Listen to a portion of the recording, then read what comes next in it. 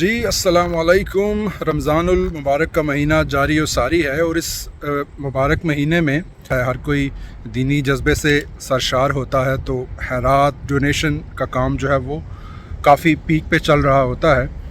اب افسوسناک بات یہ ہے کہ اسپیشلی ہمارے انڈو پاک میں جب ڈونیٹ کیا جاتا ہے، صدقہ خیرات دی جاتی ہے، تو وہ اس کی میڈیا کوریج، تصویریں بنانا اور اس طرح انسانوں کی جو عزت نفس ہوتی ہے اس کو مجروح کرنے کا ایک ٹرینڈ ہے، یا ایک وہاں پہ طرز عمل ہے ان کا ایسا، جو کہ یقیناً افسوسناک ہے۔ لیکن اچھی بات یہ ہے کہ وقت گزرنے کے ساتھ ساتھ سوشل میڈیا کی اویئرنیس سے اب یہ چیز آہستہ آہستہ دھیرے دھیرے کم ہو رہی ہے، لیکن ابھی بھی وہاں پہ موجود ہے۔ آج ہم دیکھیں گے کہ ان ترقی یافتہ ممالک میں، جیسے یورپ، امریکہ میں، ابھی ہم لنڈن میں ہیں، یہاں پہ جو ڈونیشن کرنے کا جو طریقہ کار ہے، یا جس کو ہم اپنی زبان میں صدقہ خیرات کہتے ہیں، وہ کیسے کیا جاتا ہے، اور یہاں پہ انسان کی جو عزت نفس ہوتی ہے اس کو کتنا مقدم جانا جاتا ہے، اور اس کی حفاظت کے لیے کہ دوسروں کو شرمندہ ہونے سے بچایا جائے، اس کے لیے کیا کیا اقدامات کیے جاتے ہیں، اور یہاں پہ جو ڈونیشن کا طریقہ کار ہے وہ کیا ہے، اس کی ہم ایک جھلک دیکھتے ہیں آج۔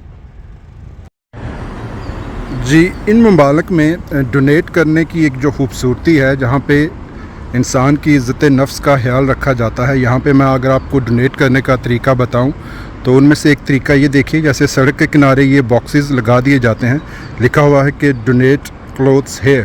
سو لوگوں کے جو فالتو کپڑے ہوتے ہیں جو ان کے یوز میں نہیں رہتے، وہ بیگز میں ڈال کے، جیسے آپ کو یہ نظر آ رہا ہے، تو اس کے اندر وہ ڈال دیتے ہیں اور اس کو بند کرتے ہیں، تو یہ واپس اس کے اندر چلا جاتا ہے۔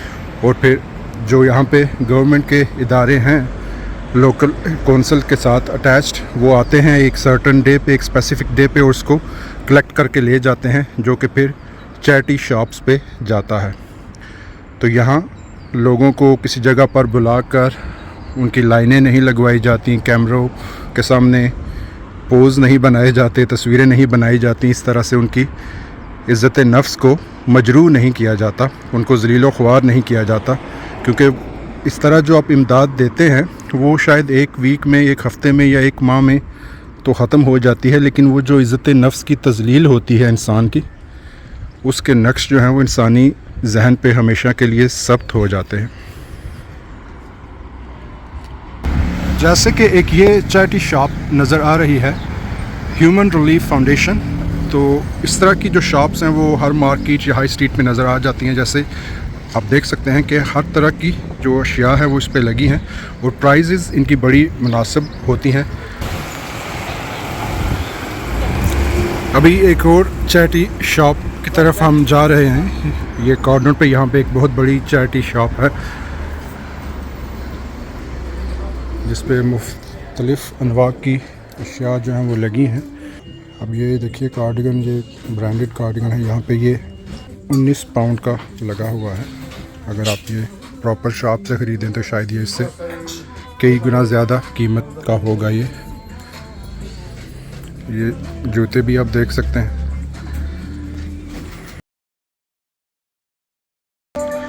دیکھ سکتے ہیں یہاں پہ صرف جو مستحق افراد ہیں وہی نہیں، نارمل طبقہ بھی جو ہے وہ خریدنے آ جاتا ہے، اس لیے یہاں پہ کوئی فرق نظر نہیں آتا۔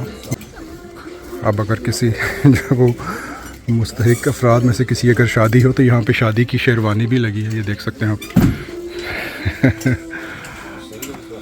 اس پہ بڑا اچھا کام بھی ہوا۔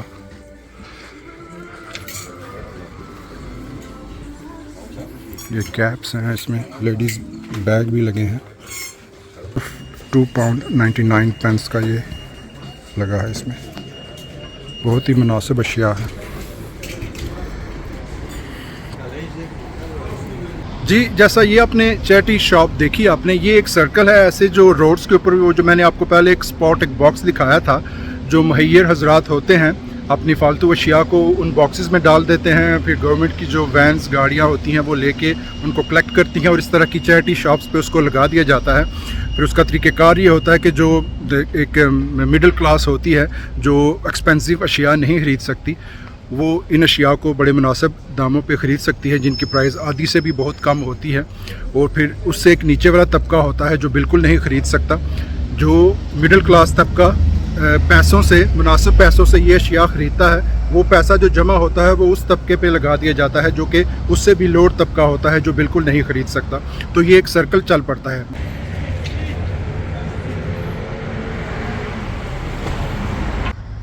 जी, अब एक अच्छी बात डोनेशन के हवाले से, दूसरों में आसानियाँ तकसीम करने के हवाले से, इस बात से डोनेशन या खैरात या दूसरों में आसानियाँ जो तकसीम करना है, उसकी जो एक थ्योरी है उसके पीछे नेचर की या कुदरत की, वो सारी बात समझ आ जाती है। बाबा इरफानुल हक इस हवाले से बड़ी अच्छी बात करते हैं, जो मैं पहले भी अपनी एक व्लॉग में बता चुका हूँ, लेकिन अच्छी बात को रिपीट करना भी अच्छी बात होती है, इसलिए यहाँ उसका दोबारा ज़िक्र ज़रूर करना चाहिए। बाबा इरफानुल हक कहते हैं कि इंसान जो होता है, हम लोग जो हैं वो सारी ज़िंदगी मेहनत करते हैं, मुशक्क़त करते हैं, पैसा कमाते हैं कि हम सुकून हासिल कर सकें, हमारे पास ज़हनी और दिली सुकून हो, हमारी ज़िंदगी में सुकून हो, कोई बेचैनी ना हो, कोई तकलीफ़ ना हो। लेकिन यहाँ हम एक बहुत बड़ी गलती कर जाते हैं समझने में। हम मेहनत करके अच्छे घर बनाते हैं, अच्छे बेडरूम बनाते हैं, वहाँ पे आरामदेह बिस्तर लगवाते हैं, एयर कंडीशनर का इंतज़ाम करते हैं ताकि गर्मी सर्दी से बचा जा सके और आरामदेह बिस्तर हो।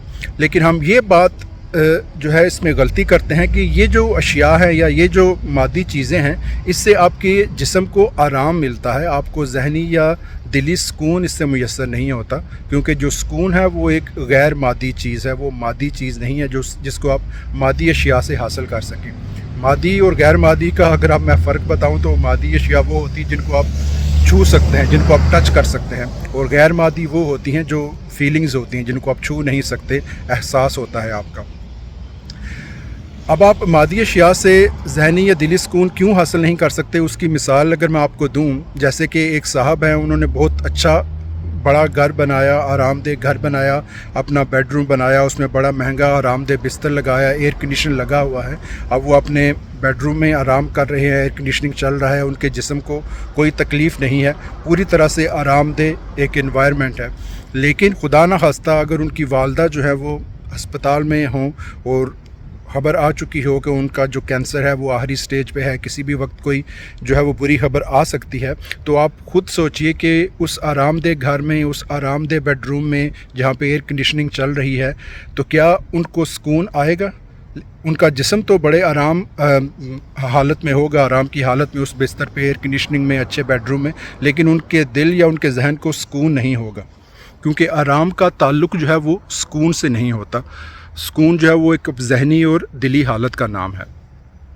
तो अब जो एक सुकून गैर मादी चीज़ है, उसको आप कैसे हासिल कर सकते हैं? उसको आप गैर मादी इक़दाम करके ही हासिल कर सकते हैं।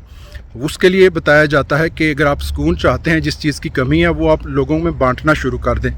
अगर आपके रिज़्क़ की कमी है, आप लोगों में बांटना शुरू कर दें, रिज़्क़ देना शुरू कर दें, आना शुरू हो जाएगा। अगर आपके ज़िंदगी में सुकून की कमी है तो लोगों के सुकून का इंतज़ाम करना शुरू कर दें।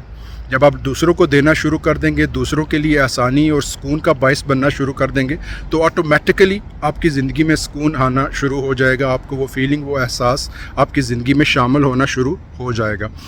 तो बाकी मादी अशिया आप जितनी मर्ज़ी अपने आगे पीछे इकट्ठी कर लें, आरामदेह बिस्तर, आरामदेह घर, आरामदेह बेडरूम, उससे आपकी ज़हनी या दिली हालत का वो पुरसुकून नहीं होगी।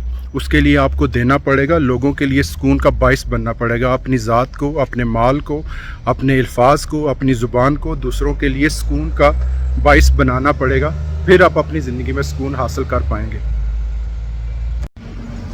जी, अभी पाकिस्तान में जैसे सुनने में आ रहा है कि आटे की काफ़ी किल्लत चल रही है और वहाँ पे मुफ्त आटा तकसीम किया जा रहा है, और काफ़ी अफसोसनाक खबरें सुनने को मिलती हैं कि आटे की तकसीम के दौरान कुछ अमवात भी हुई हैं, और उस पर मुख्तलिफ़ किस्म के कमेंट्स पास किए जा रहे हैं। जो गवर्नमेंट के मुखालिफ हैं वो उसको अपनी तर्ज में ले रहे हैं, उनको शायद मरने वालों की मौत का तो कोई अफसोस नहीं है, लेकिन वो उसको इस तरीके से कैश करना चाह रहे हैं कि ये इनकी गवर्नमेंट है, ये देखें इन्होंने आटा तकसीम किया और बंदे मार दिए। लेकिन ये बात भी जहन नशीन होनी चाहिए कि अगर कुछ अफसोसनाक वाक़यात हुए हैं तो उससे सैकड़ों अफराद मुस्तफ़ीद भी हो रहे हैं। और कुछ लोग ये मशवरे देते हुए भी नज़र आते हैं कि ऐसे लाइनें लगवा के क्यों बुलवाया जाता है लोगों को, लोगों के घरों में क्यों नहीं डिलीवर कर दिया जाता। बड़ी करामत बात है, बड़ी माकूल बात है।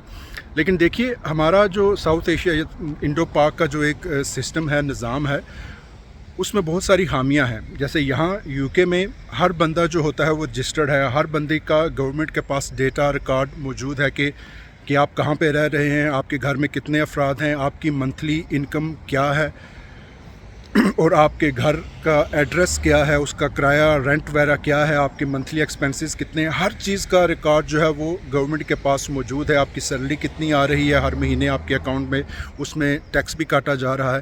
تو ان کے پاس ہر انسان کا یا ہر فرد کا یا ہر سٹیزن شہری کا ریکارڈ ہوتا ہے. اس کے مطابق یہ جج کر سکتے ہیں کہ کون جو ہے وہ ڈیزرونگ ہے, کس کی انکم کم ہے, تو اس کو اس حساب سے بینیفٹ دیے جاتے ہیں. اگر ان کو گھر پہ کچھ ڈیلیور کرنا ہو تو ہر بندے کا ایڈریس جو ہے ریکارڈ میں موجود ہے. تو بینک سٹیٹمنٹس ان کے پاس ہوتی ہیں, بینک اکاؤنٹس ہوتے ہیں. تو نارملی یہ کیا جاتا ہے کہ بینیفٹس جو ہوتے ہیں وہ ان کے بینک اکاؤنٹس میں کچھ اماؤنٹ ٹرانسفر کر دی جاتی ہے. اس طرح لوگوں کو بلا کے لائنوں پہ نہیں لگوایا جاتا. لیکن ہمارے انڈیا پاکستان میں یہ اس لیے ممکن نہیں ہے کہ وہاں پہ کوئی ڈیٹا ریکارڈ نہیں ہے. اگر گورنمنٹ کرنا بھی چاہے تو معذرت کے ساتھ ہم من حیث القوم ہی ذہنی طور پہ تھوڑے سے کرپٹ ہیں. ہم صرف انفرادی فائدہ سوچتے ہیں, نہ کہ آگے اپنا فائدہ سوچتے ہیں, اجتماعی فائدہ نہیں سوچتے. ہم وہاں کے لوگ جو ہیں وہ ریکارڈ اپنی جو ڈیٹیلز ہیں وہ کروانا ہی نہیں چاہتے, رجسٹرڈ ہونا ہی نہیں چاہتے, اپنی انکم کو رجسٹرڈ کروانا نہیں چاہتے کہ شاید ہمیں ٹیکس دینا پڑے گا. تو وہ اپنا ٹیکس بچانے کے لیے اپنی ڈیٹیلز گورنمنٹ سے چھپانا چاہتے ہیں. آپ نے دیکھا ہوگا کہ پچھلے کچھ عرصے سے گورنمنٹ نے جب ٹیکس لگانے کی کوشش کی اپنی تاجر کمیونٹی پہ, کہ وہ ایک جو ہے وہ ماشاءاللہ ایک جو ہے وہ ہائی کلاس کمیونٹی ہوتی ہے, تاجر کمیونٹی, وہ اچھا کما لیتے ہیں, تو ان کو کچھ ٹیکس دینا چاہیے. جب گورنمنٹ نے یہ پالیسی بنانے کی کوشش کی تو تاجر کی طرف سے شدید ہڑتال کا سامنا کرنا پڑا, بازار بند ہو گئے, اور پھر جو ہے مجبوراً گورنمنٹ کو وہ پالیسی واپس لینی پڑی.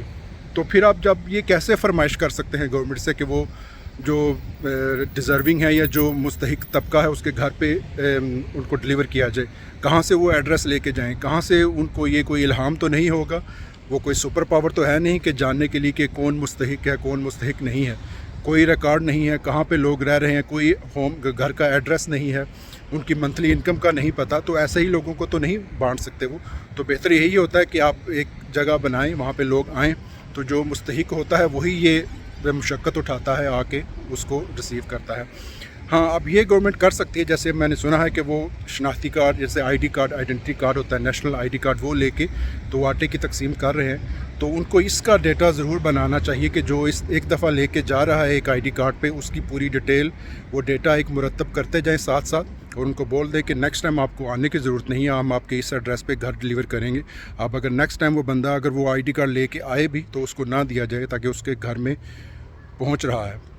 تو ایک ریکارڈ بھی جو ہے وہ مرتب ہو جائے گا, اور لوگوں کی آسانی بھی ہو جائے گی, اور لوگوں کی عزت نفس کو محفوظ کرنے کا ایک انتظام بھی ہو جائے گا کہ وہ لائنوں میں لگیں, ان کی تصویریں بنیں, میڈیا پہ جو ہے کوریج ہو, اور دوسری تکالیف بھی ان کو جھیلنی پڑیں.